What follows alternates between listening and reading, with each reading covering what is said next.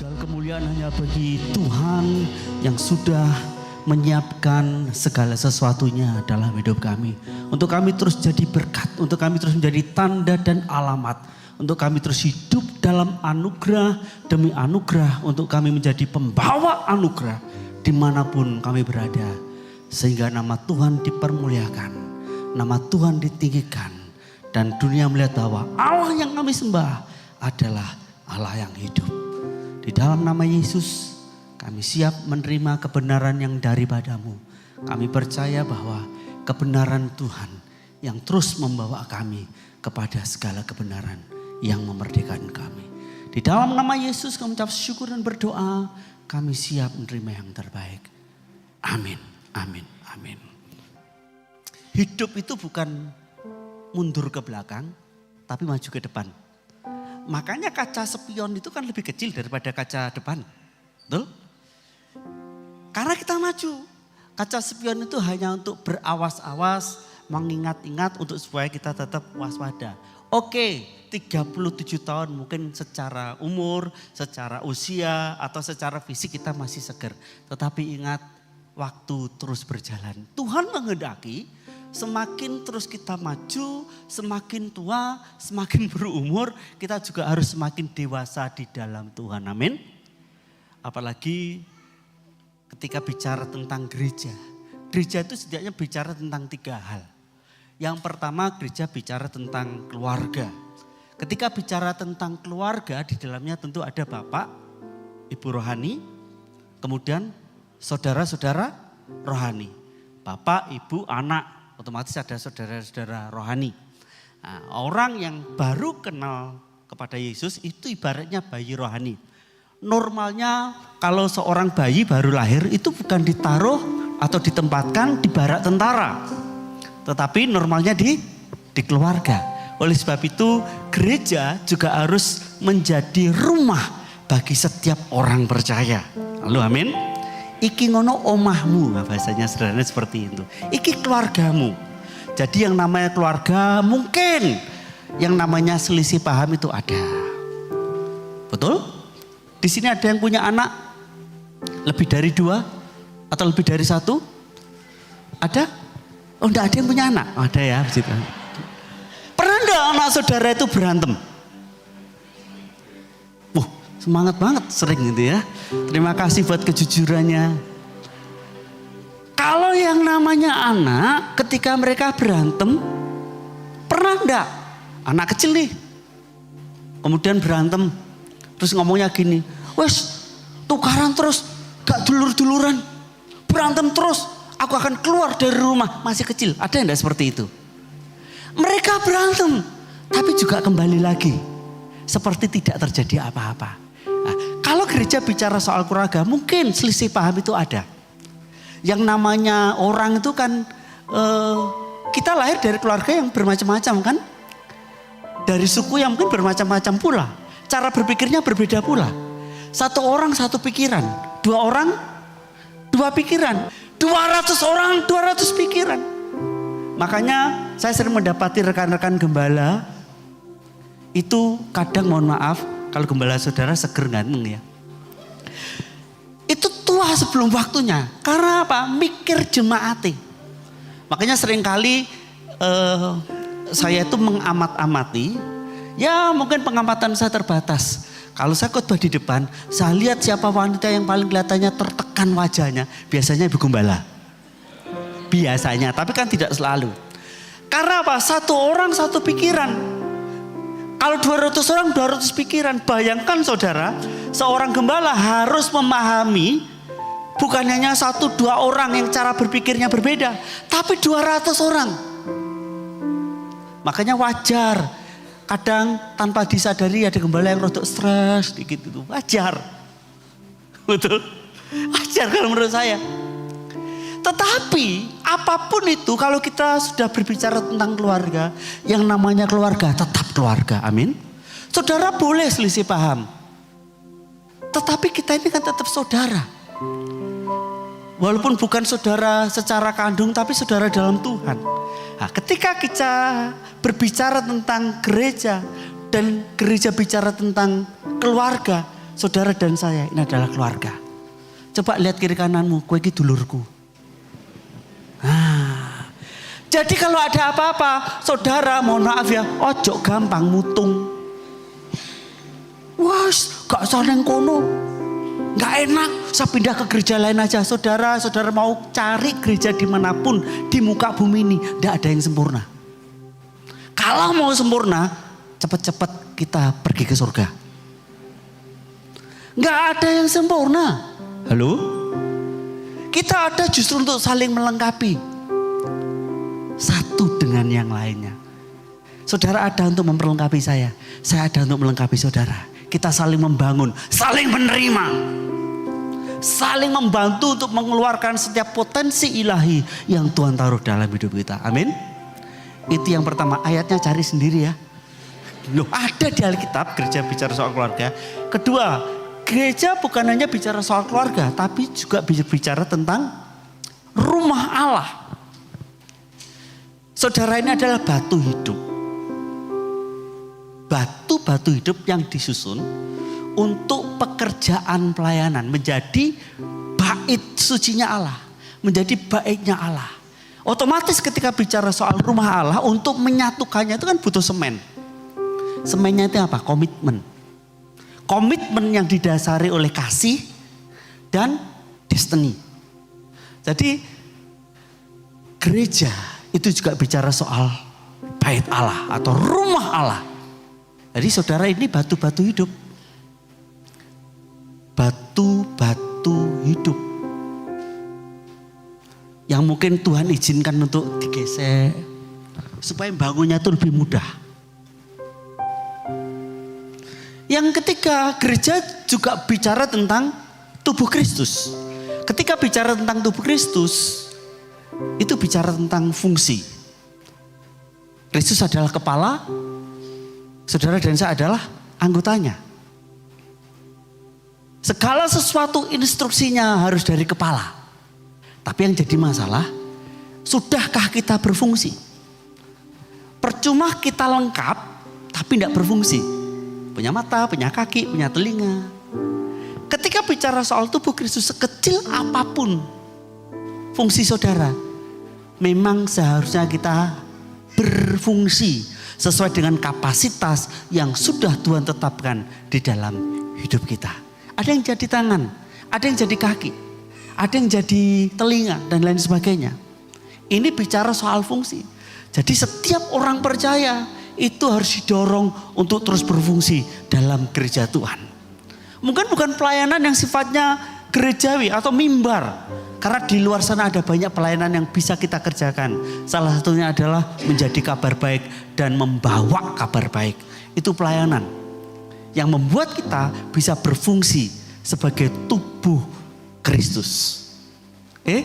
Keluarga, kemudian rumah Allah, kemudian apalagi saudara? Tubuh Kristus. Bisa lihat kiri kananmu, engkau adalah bagian dari tubuhku. Kasih senyum yang terbaik. Pola hidup sederhana. Karena memang pola hidup kerajaan itu salah satu inti yang terus dihidupi harusnya adalah pola hidup sederhana. Sederhana tapi terfokus. Nah, sederhana lagunya tahu tempe. Saudara jangan lihat tempe di sini murah. Katanya tempe itu di Jepang mahal. Makanya lagu ini layak untuk kita terus nyanyikan. Oke. Monggo.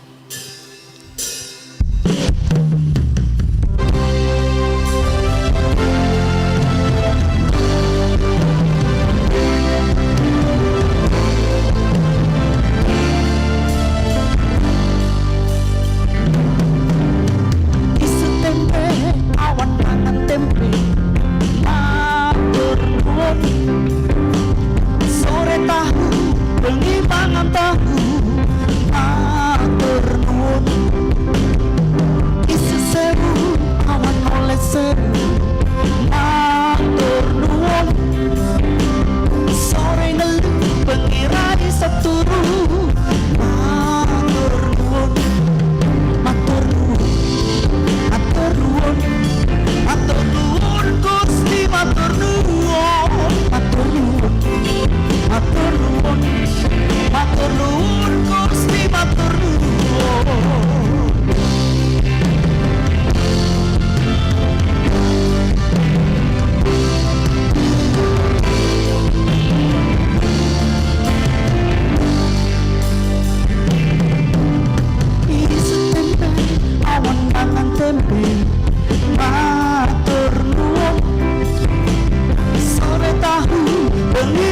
tahu matur nuwun Yesus sewu awan mulai sewu matur nuwun sore ngelu pengirai seturu matur nuwun matur nuwun matur nuwun matur nuwun Gusti matur nuwun matur nuwun matur nuwun matur nuwun Gusti matur nuwun matur nuwun matur nuwun matur nuwun Gusti matur nuwun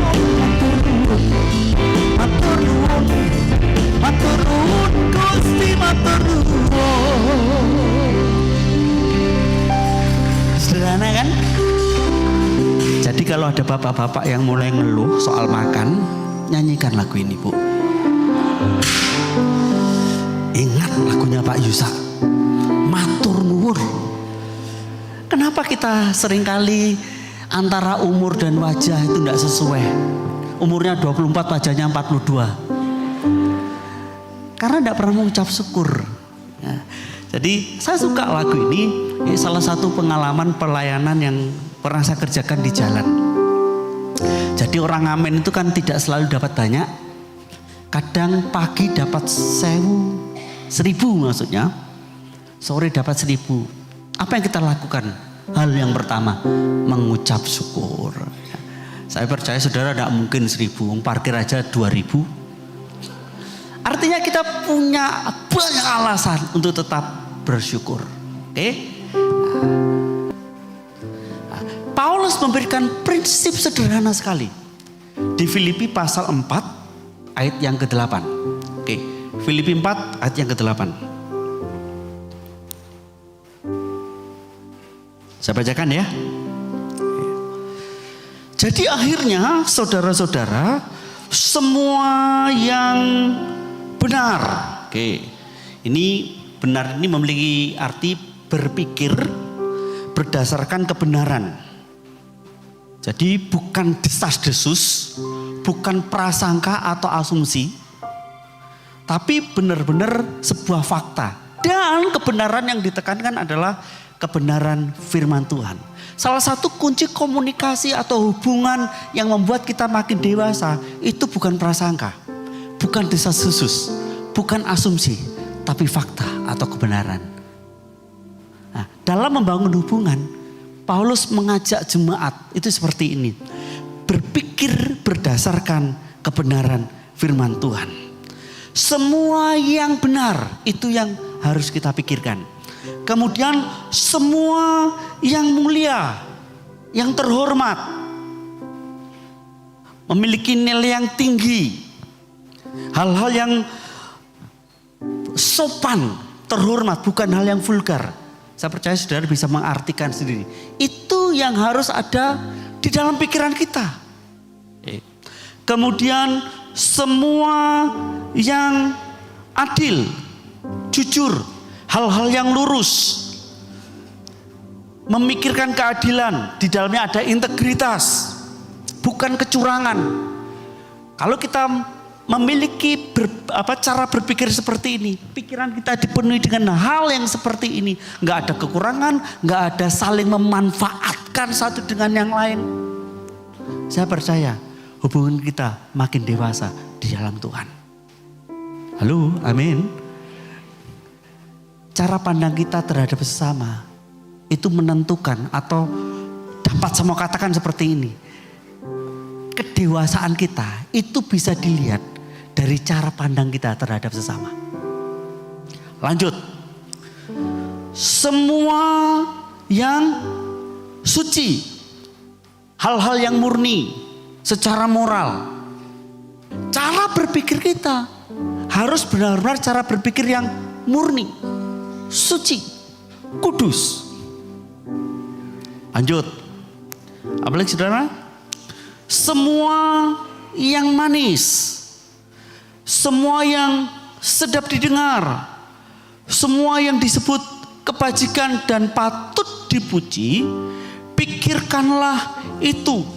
Semua yang manis, semua yang menyenangkan, yang menarik, yang ramah, penuh kasih. Bukan kebencian atau kepahitan.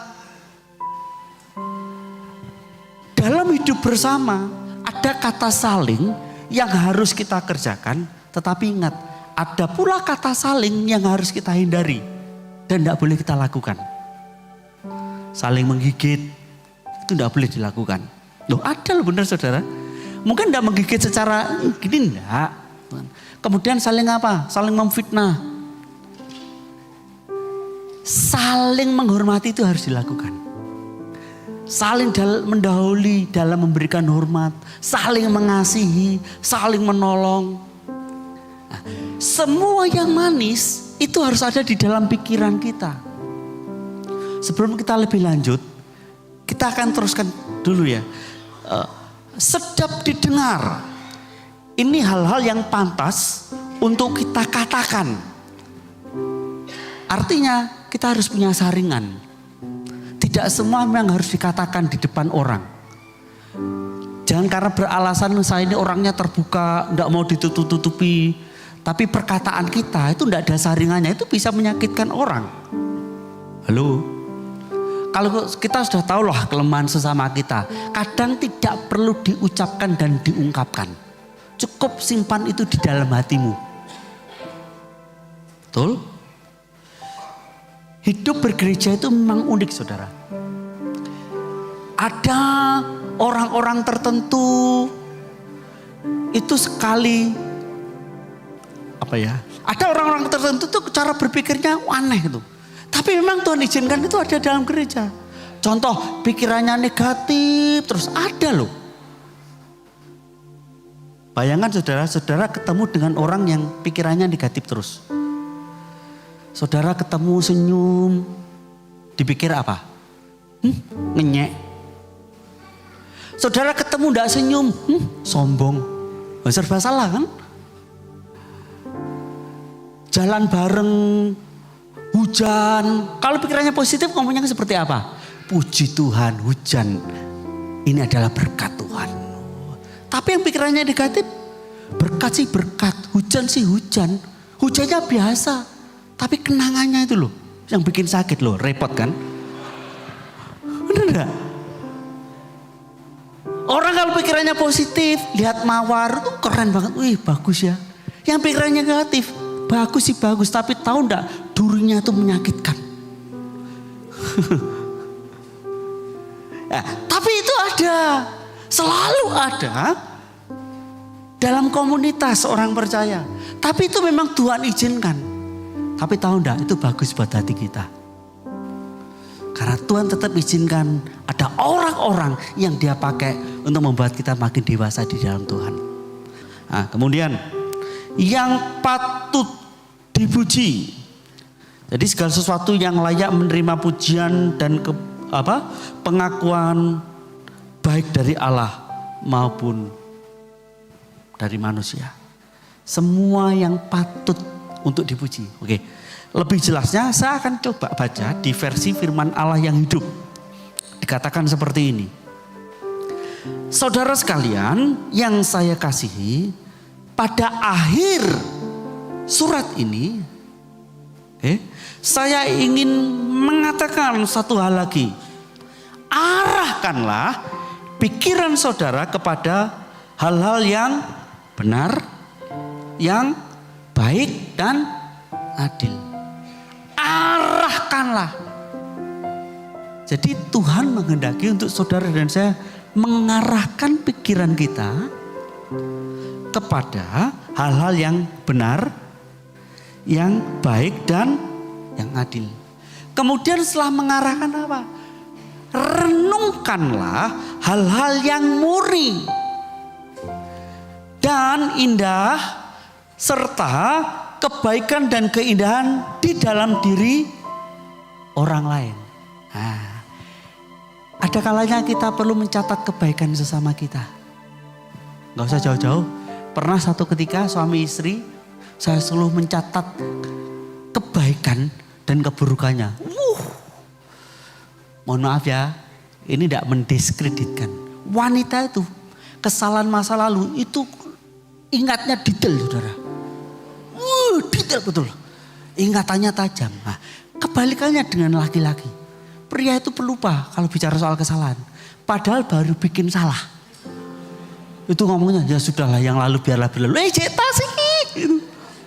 Nah, satu nulis, itu ibu-ibu daftar kesalahannya itu banyak nulisnya itu. Kamu pernah lakukan kelemahanmu sini, 1, 2, 3, lu. Nah, kemudian saya balik, ayo coba lihat kebaikan, keunggulan pasanganmu. Mikirnya lama, opo yo. Ayo bener gak saudara? Kalau kita mau lihat keburukan, kelemahan, keterbatasan orang lain itu mudah atau gampang? Mudah. Apalagi kalau sudah pernah disakiti. Saya bikin lagu. Judulnya Anti Nelongso. Gak usah dinyanyikan ya. Tapi liriknya seperti ini yang refnya itu. Coba G ke E minor. Oh, ada. Deng deng deng gitu ya.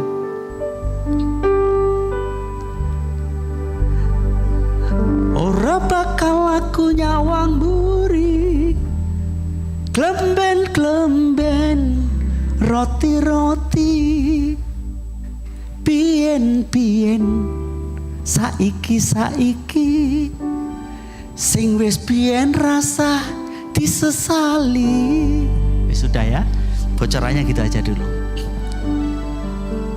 Seringkali untuk hal-hal yang menyakitkan, hal-hal yang tidak membangun, hal-hal yang pahit, ingatnya tuh gampang.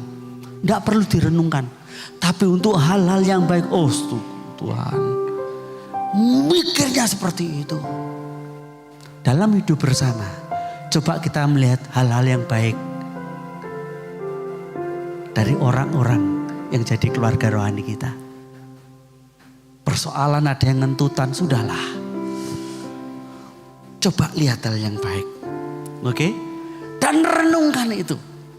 Kemudian ingatlah akan hal-hal yang menyebabkan saudara memuji Allah dan bersuka cita.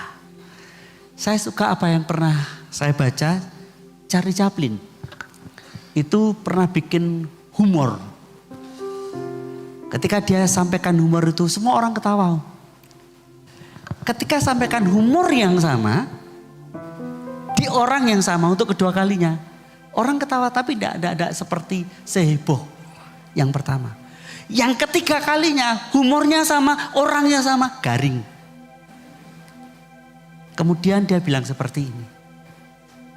Untuk hal-hal yang menyenangkan kita sering lupa. Tetapi sebaliknya kenapa untuk hal-hal yang tidak menyenangkan justru kita ingat. Saudara, dalam hidup bersama, Tuhan punya maksud dan tujuan. Untuk kita jadi prototipe, jadi contoh, jadi teladan orang-orang di luar sana. Oke? Hidupilah prinsip-prinsip nilai-nilai kebenaran ini.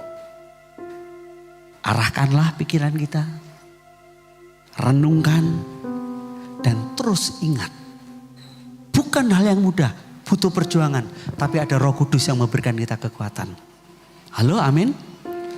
Kita ini kan manusia. Ada roh, ada jiwa, ada tubuh. Dalam roh ada hati nurani. Kemudian ada intuisi. Kemudian ada kerinduan akan Allah. Sementara di jiwa ini kita ada namanya pikiran. Untuk kita membangun manusia roh kita, hati nuraninya, intuisinya, kepekaan, dan kerinduan akan Allah. Pintu masuknya kan lewat pikiran. Nah, pikiran ini dibangun dari apa yang kita dengar, kita baca, kita lihat, dan dengan siapa kita terhubung. Gereja akan makin maju, makin bertumbuh, makin berkembang, makin jadi berkat kalau hubungan di dalam ini sehat. Karena hubungan yang sehat itu akan saling menambahkan nilai. Ketika hubungan ini sehat, oke, ada nilai tambah yang kita terima.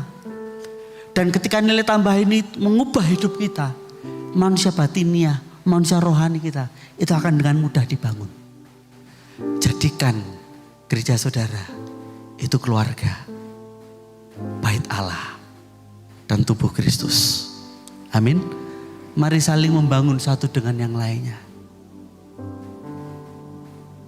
Coba tutup mata kadang, untuk tidak terus melihat hal-hal yang membuat kita lemah. Memang harus ada namanya keterbukaan. Tapi segala sesuatu bisa disampaikan dengan cara yang elegan. Dengan hikmat. Amin.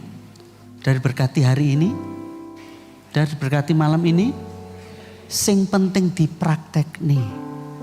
Halo, amin. Saya juga gembala saudara. Saya gembala. Saya tahu bagaimana menghadapi jemaat yang bervariasi.